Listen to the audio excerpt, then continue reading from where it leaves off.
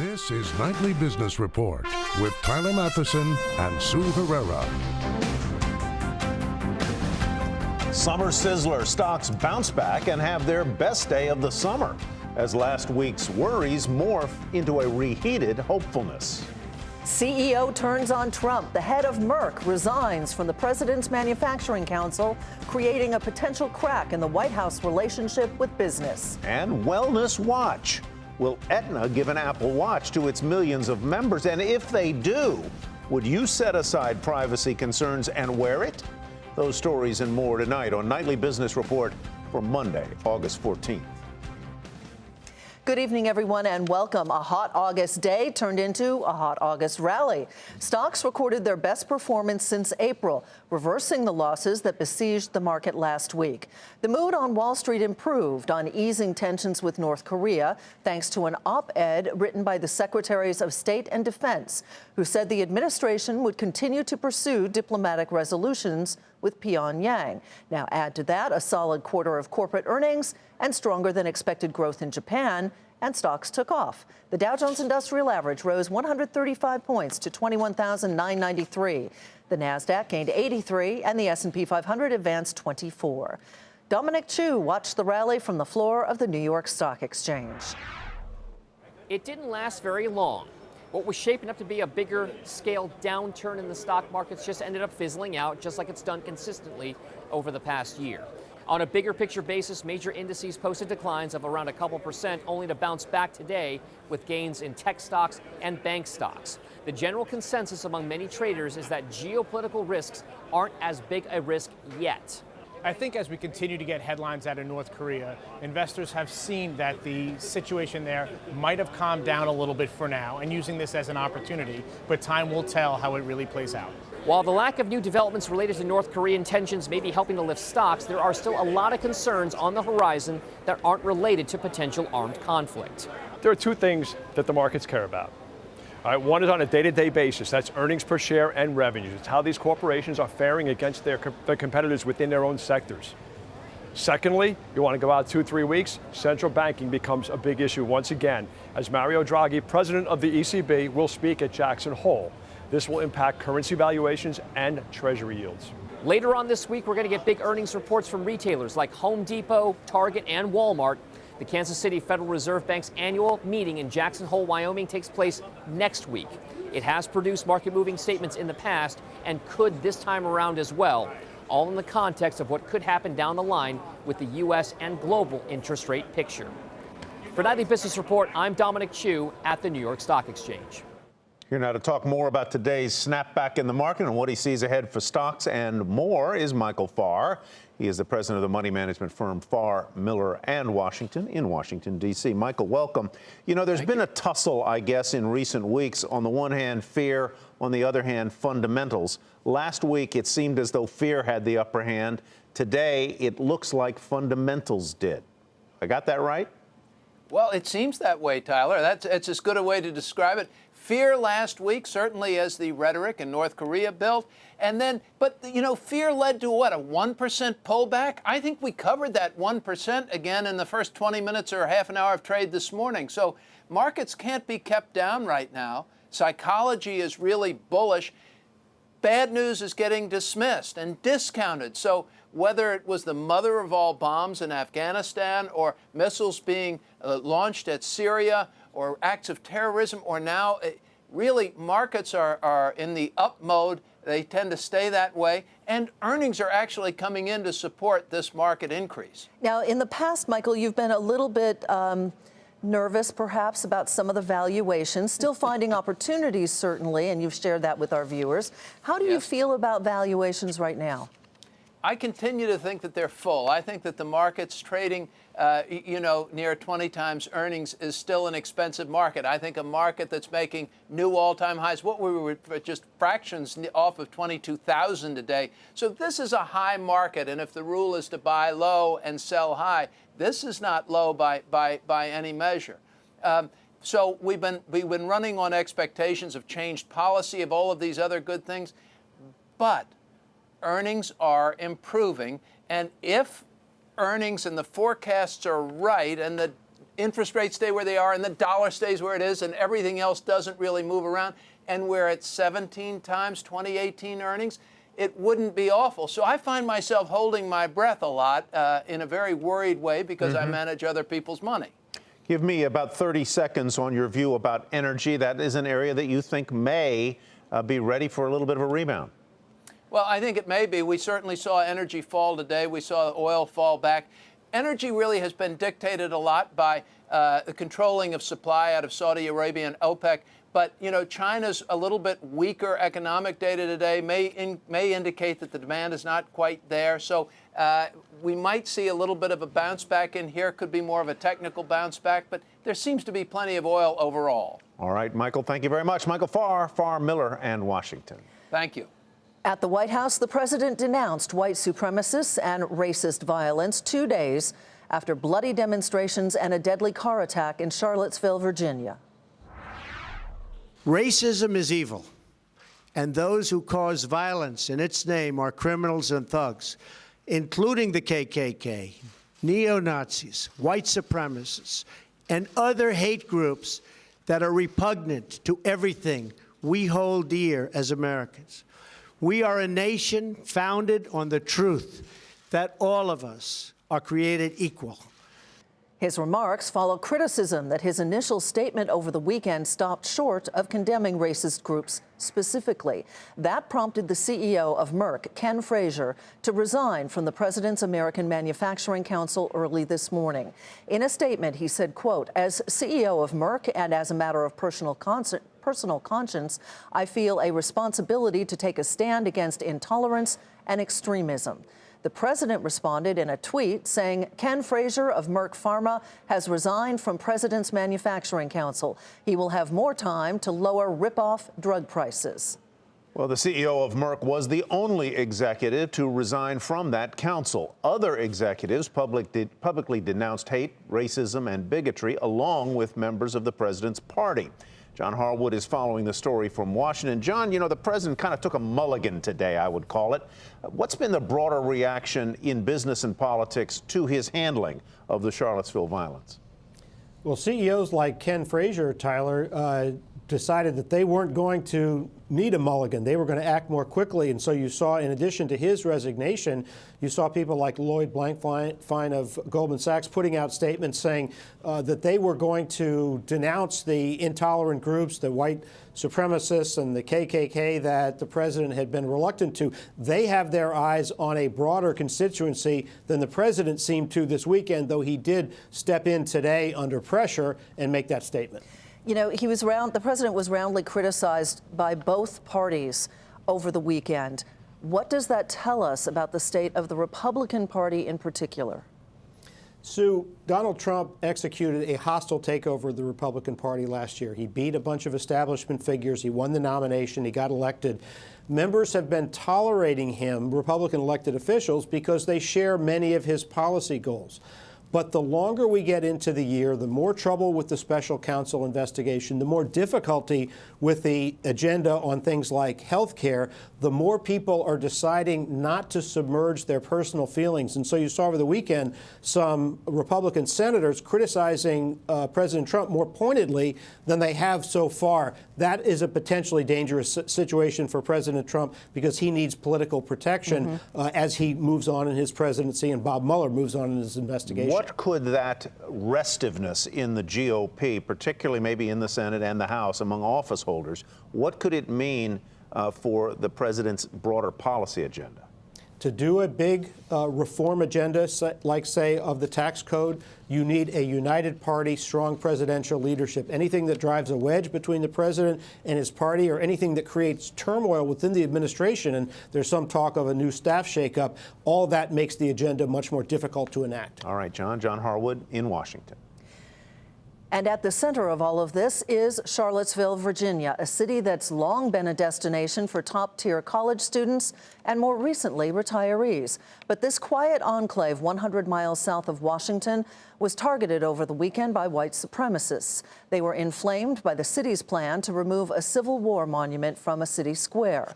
Kayla Tausche reports on how local businesses there are responding. For companies like mobile app developer WillowTree, the events of this past weekend don't shake its resolve to grow its business in this college town. We're a community about diversity, we're about inclusion, we're about respect. And if anything, we're going to double down on those things, not just as a community, but as a business. Charlottesville's economy is healthy, employment and income above the national average, and it consistently tops lists for the best place to live. Local leaders were stunned after Saturday's rally turned fatal. The state of emergency shutting down businesses for the day. Things are getting tumultuous over here, too. Ayla Olson moved here from Turkey in search of stability. She runs an accessories vendor downtown and has watched the political climate boil over in recent months. Just thinking about it makes me really, really sad, to say the least. Rachel Gendreau manages a popular restaurant on Charlottesville's outdoor mall and hopes for the best going forward. I think that we've really been in touch with our neighbors here on the mall and been able to communicate and to mobilize in a way that we haven't needed to in the past, but in a way that's proven like pretty remarkable. Statements from the university and the town's mayor have described the white nationalist movement as one that's converged on, but didn't originate here in Charlottesville. But yet the racial tensions here have resulted in a debate over whether to remove statues of Confederate generals like this one, now draped in signs bearing the name Heather Heyer, who was killed during Saturday's protests. The statues issue has been a galvanizing issue. Tim Holbert, president of the Regional Chamber of Commerce, says recent rallies don't define the town. Nothing has changed other than the fact that we were captured for about 24 hours by folks that would do us harm. They did us harm in the national images, but we'll get over that. The lifeblood of the town is the University of Virginia, whose school year begins in a week. UVA's president says there will be healthy opportunities to discuss the issues driving this conversation. For Nightly Business Report, I'm Kayla Tausche, Charlottesville, Virginia. Still ahead, tracking your health, why Aetna may want millions of Americans to wear one of these.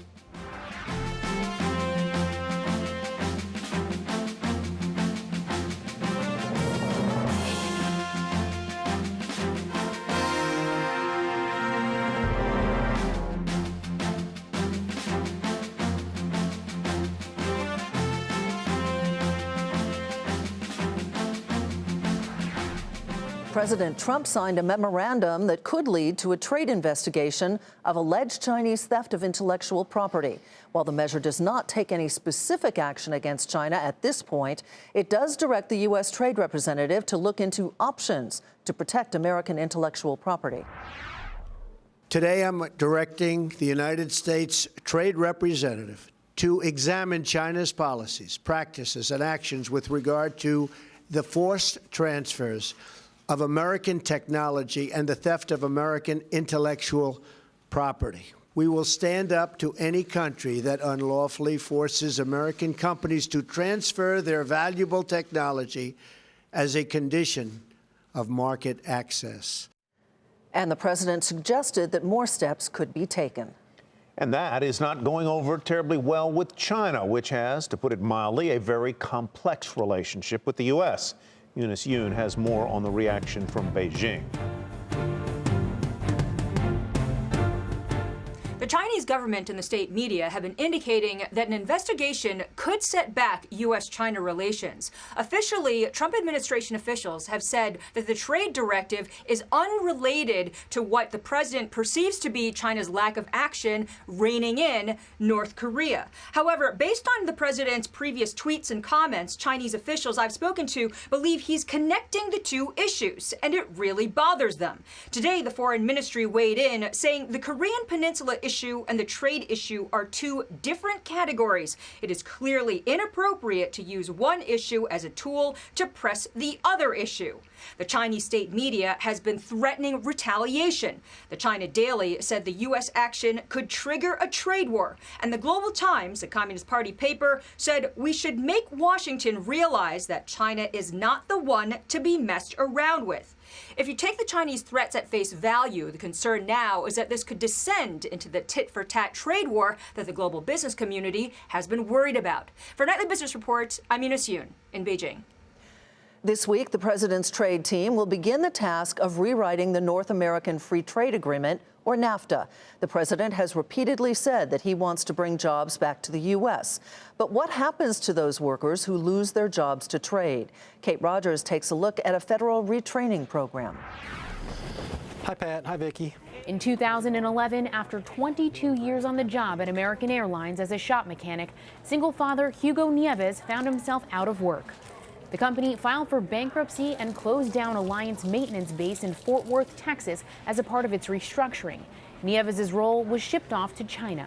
You get comfortable in a career that you've been doing for many years. You're at a good place in life. You're making money. You're saving. Everything's comfortable. You get taken out of that environment, and it's a whole new world. But today, he's bounced back in a very different career as a surgical technologist at Cook Children's Medical Center in Fort Worth, assisting doctors and patients thanks to a federal entitlement program known as Trade Adjustment Assistance, or TAA. To become eligible, a person has to have lost his or her job as a result of foreign trade. TAA is administered at the state level, and a company, union, or group of workers can petition the Department of Labor for benefits.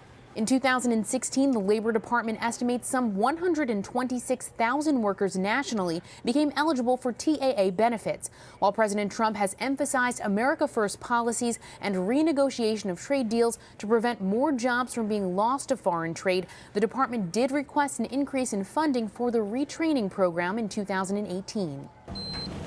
In Nieves' home state of Texas, some 3,500 workers are helped each year, and nearly three-quarters entered employment once retraining is complete. Some 90% retain their jobs thereafter. It's really an opportunity for a displaced worker to have a second career, have a second chance. After being notified by American Airlines that he may be eligible for benefits, Nieves went back to school at age 45 and retrained to become a surgical technologist, even taking prerequisite courses in science and going up against younger candidates for its new position. The main motivation is my daughter. I've been a single father. I've raised my daughter from birth, and it's just been me and her. And I have to provide a good home for her. So I knew I had to find a career that was beneficial for both her and I, one that I could survive on and make a decent living. And while he's thankful for the new career the program has afforded him, Nieves is hopeful that others won't need to rely on TAA the way that he did. For Nightly Business Report, I'm Kate Rogers. Fiat Chrysler reportedly puts the brakes on a takeover offer, and that is where we begin tonight's market focus. According to a report from Automotive News, Fiat Chrysler recently rejected a bid from an unnamed Chinese automaker, saying the amount was too low. The report also said other Chinese car makers are weighing an acquisition of Fiat. Shares of Fiat Chrysler rose more than 8.5% on the session to finish at $12.60. The food distributor Sysco said strength in its international operations helped the company's results beat estimates. Shares still fell, though, down almost 1% to 51.09. VF Corporation, which owns brands The North Face and Timberland, said that it would buy work apparel maker Williamson-Dickie for $820 million. VF Corp said the deal will strengthen its workwear business and add to this year's earnings and revenue. Shares of VF Corp rose 3% to $63.50. VMware said that it expects profit and sales for the current quarter to come in ahead of street targets. The provider of cloud computing software said it's seeing strength across its product portfolio and expects that trend to continue. As a result, the company also lifted its full-year outlook. Shares were higher by 6% to $98.02.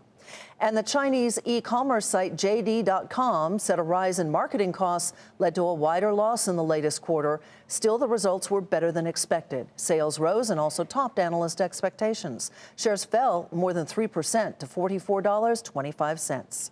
Apple and Aetna reportedly held a series of secret discussions last week to bring Apple's health tracker smartwatch to millions more people connected to Aetna.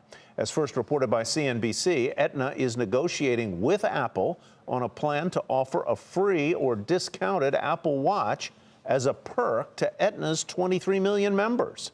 Shares of both Aetna and Apple rose during the trading session today. CNBC.com's health and technology reporter Christina Farr first reported the story, and she joins us now from San Francisco. Welcome, Christina. Good to see you, as always. Now, for Apple, a deal like this would mean, obviously, higher sales of the watch. But why does Aetna want to do that? And is there evidence that they could use that these wellness programs reduce costs for insurance companies? Yeah, that's a great question, Sue. And yeah, it is obvious why Apple would want to move in this direction. For them, it represents a potential boon in sales for the Apple Watch if it could partner with an insurer like Aetna, and that could just be the beginning. On Aetna's side, companies are still exploring ways to reduce healthcare costs by keeping their members healthier rather than treating them when they're sick. And there is some evidence, although it's still limited, that a wearable tracker that can look at everything from steps to blood pressure and heart rate, like the Apple Watch, might be useful for that. So only time will tell, and this will be the first of potentially many experiments like this with the Apple Watch. What do I think about the privacy concerns here? Should I be worried that Aetna and Apple are going to collect data that could be used ultimately against me in pricing of health insurance coverage? Yeah, there's certainly a creep factor here, Tyler, and I think about this a lot as well. You know, if I'm wearing my Fitbit or my Apple Watch and my insurance company or my employer, maybe it's a self-insured employer, could see that data, it's really fair to wonder what they would do with it. Is there a way in which we would be penalized for not keeping to a certain schedule in the long run? And this especially applies to, say, you know, women who have just had a baby and returning to work and don't quite have the same energy that they did before. So there are groups that you could see being marginalized by something like this. And I think privacy is a really, really important question here for a company like Apple, and one that they're going to have to address. So do you get the feeling, because this is your area of expertise, that there is more of this to come? Absolutely. And I believe that Aetna is just the first of many insurance companies that would want to partner with Apple on something like this. And we saw Fitbit take the same direction. They've been working for years with insurance companies and self-insured employers. So naturally, it makes sense that Apple Watch, as it looks to overtake its rivals, especially Fitbit, would move in this direction also. So I can see how the Fitbit can help me. I know how many steps I've taken. I can see my blood pressure, my heart rate, and so on and so forth. Would it necessarily then be sharing that information with Apple and thence on to the sponsor of this proposed initiative, Aetna? Well, we've seen Apple, Tyler, stress again and again that it is a company that makes money by selling devices and not through data. And the company's really stressed that with something like health information, which is a lot more sensitive, we really do not want our steps and our heart rate ending up in the wrong hands. They've said that they will not share this device with third parties. This kind of data will stay on the watch and not beyond that. So, you know, only time will tell whether Apple will stick with its policy, but that is what the company has said thus far. All right, Christina, thank you so much. Christina Farr in San Francisco for us. And coming up, eclipse economics. Prices are spiking as people try to chase the moon's shadow.